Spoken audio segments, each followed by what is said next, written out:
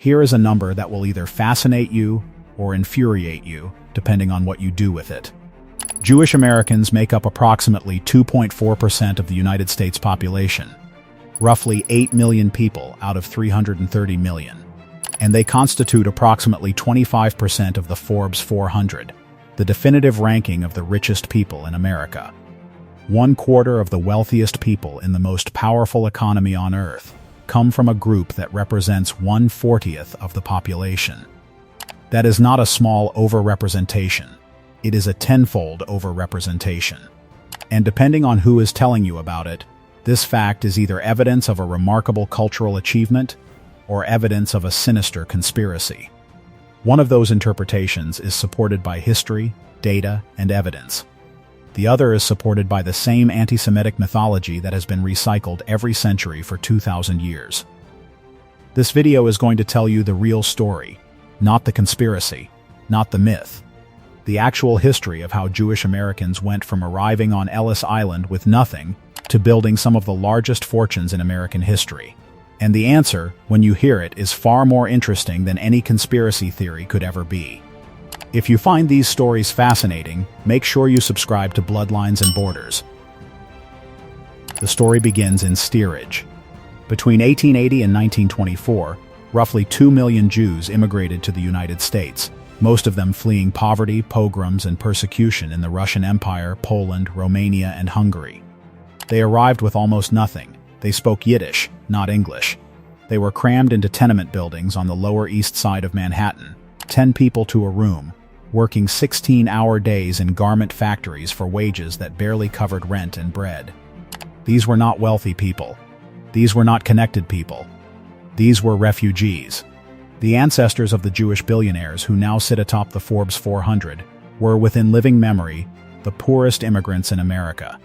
And the path from those tenement buildings to the Forbes list runs through a set of cultural, historical, and economic forces that are so specific to the Jewish American experience that they cannot be replicated by simply working hard or being smart. The first force is education. Jewish culture has valued literacy and learning for over 2,000 years, long before any other Western population achieved mass literacy. Jewish law required fathers to educate their sons. The Talmud, the central text of Rabbinic Judaism, is structured as an endless argument, training every student who encounters it in analytical thinking, logical reasoning, and the habit of questioning authority. When Jewish immigrants arrived in America, they brought this educational obsession with them. They sacrificed everything to send their children to school. By the second generation, Jewish Americans were attending universities at rates that vastly exceeded their population share, despite active quotas that major universities maintained specifically to limit Jewish enrollment. Harvard, Yale, Princeton, and Columbia all imposed Jewish quotas in the early 20th century. The president of Harvard explicitly stated that too many Jewish students were being admitted. The response of the Jewish community was not to protest, it was to study harder. When the Ivy League tried to keep them out, Jewish students created their own institutions, dominated the public universities, and eventually broke through the quotas by being so academically dominant that excluding them became impossible to justify. The generation that broke through those quotas is the generation that produced the billionaires on this list. If you find these stories fascinating, make sure you subscribe to Bloodlines and Borders. The second force is exclusion, and this is the part that conspiracy theorists never understand. Jewish Americans did not enter the industries where the old money was. They were not welcome there. Banking was controlled by Protestant dynasties. Manufacturing was dominated by established industrialists. The country clubs where business deals were made explicitly banned Jewish members. The law firms that served the corporate elite refused to hire Jewish lawyers. The real estate industry, the oil industry, the defense industry, all had barriers that were difficult or impossible for Jewish Americans to penetrate. So Jewish Americans did what they had done for centuries in Europe. They found the industries that nobody else wanted and built them. Hollywood, as we covered in a previous video, was built entirely by Jewish immigrants who were shut out of every established industry and invented a new one. The garment industry was dominated by Jewish entrepreneurs, because it was one of the few sectors open to immigrants with no capital. Retail was built by Jewish merchants because peddling and shopkeeping were among the few occupations available to newcomers. And then came technology. The technology industry, which has produced the largest fortunes in human history, had no old money gatekeepers. There were no country clubs to be excluded from, no family connections required, no social register to consult. The only thing that mattered was whether your idea worked. And for a population that had spent generations being denied entry to every club, profession, and institution that required connections rather than merit, the meritocracy of technology was an open door into a room that nobody else controlled. Larry Ellison, the son of Jewish adoptive parents in Chicago, co-founded Oracle with $1,200. Sergey Brin, whose family fled Soviet anti-Semitism, co-founded Google. Mark Zuckerberg built Facebook in a Harvard dorm room. Jan Koum arrived from Ukraine on food stamps and built WhatsApp. Michael Dell started his company with $1,000 in a University of Texas dorm room. Larry Page's Jewish mother raised him in Michigan. Steve Ballmer's Jewish mother came from Swiss Jewish heritage. These men did not inherit wealth. They did not inherit connections. They built technologies that did not exist before they invented them, in an industry that did not care who their grandparents were. The third force is risk tolerance. This one is less discussed but equally important. Jewish culture, shaped by centuries of displacement, expulsion, and starting over from nothing, produces a population that is unusually comfortable with risk. When your family history includes being expelled from a country with 24 hours notice, the idea of quitting your job to start a company does not seem as terrifying as it does to someone whose family has lived in the same house for 5 generations.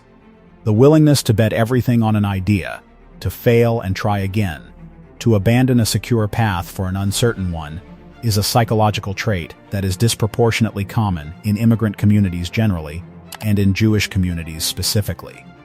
This is not genetic. It is cultural. When your grandmother's stories include fleeing pogroms, surviving the Holocaust, or arriving in a new country with nothing, the risk of starting a business looks manageable by comparison. The worst that can happen is you lose money. Your grandparents lost everything and rebuilt.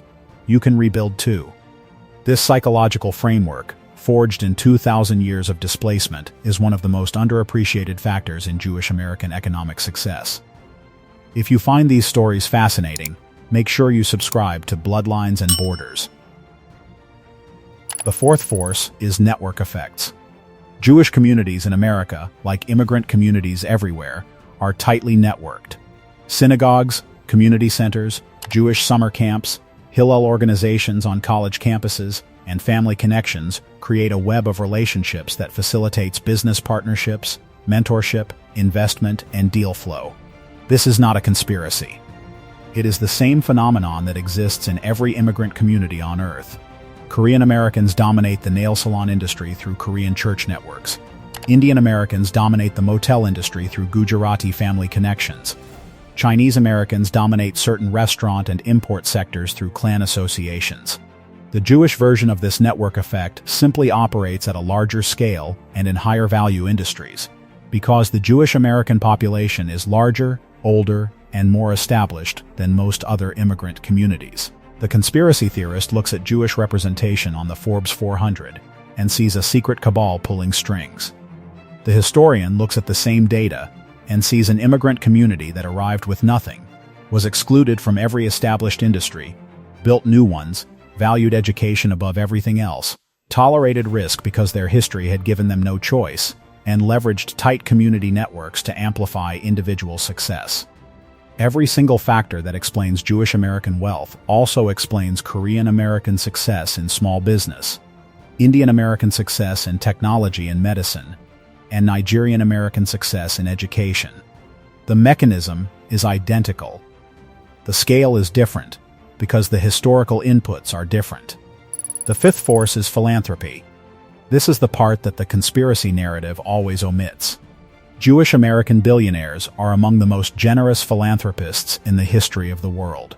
Michael Bloomberg has donated over $17 billion in his lifetime, making him one of the largest individual donors in human history.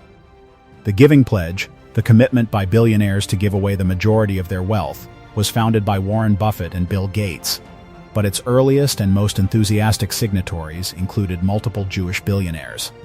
Larry Ellison signed it. Mark Zuckerberg and Priscilla Chan have pledged to give away 99% of their Facebook shares, currently worth over $200 billion. Jan Koum has donated hundreds of millions to Jewish education and community organizations. This philanthropy is not accidental. It is cultural. The Jewish concept of tzedakah, often translated as charity but more accurately meaning justice or righteousness, treats giving as an obligation, not a choice. Maimonides, the medieval Jewish philosopher, codified 8 levels of giving, with the highest being helping someone become self-sufficient. This framework, embedded in Jewish culture for over 800 years, produces a population that views wealth accumulation not as an end in itself, but as a means to an obligation. The conspiracy theory says Jewish billionaires hoard wealth. The philanthropic record says they give it away at rates that exceed virtually every other demographic group. Now let me address the conspiracy directly, because ignoring it does not make it go away. The claim that Jewish billionaires control America is the modern version of the oldest anti-Semitic trope in existence. It is the medieval Jewish moneylender myth dressed in a 21st century suit. The Protocols of the Elders of Zion, a fabricated document created by the Russian secret police in the early 1900s, claimed that a secret Jewish cabal controlled the world's finances and governments. It was proven to be a forgery within years of its publication. Henry Ford distributed it across America. The Nazis used it as propaganda. It continues to circulate today on social media and fringe websites. And the claim that Jewish billionaires control America draws directly from this tradition of fabrication. Does disproportionate wealth equal control? By that logic, the Walton family controls America because they are the richest family in the country.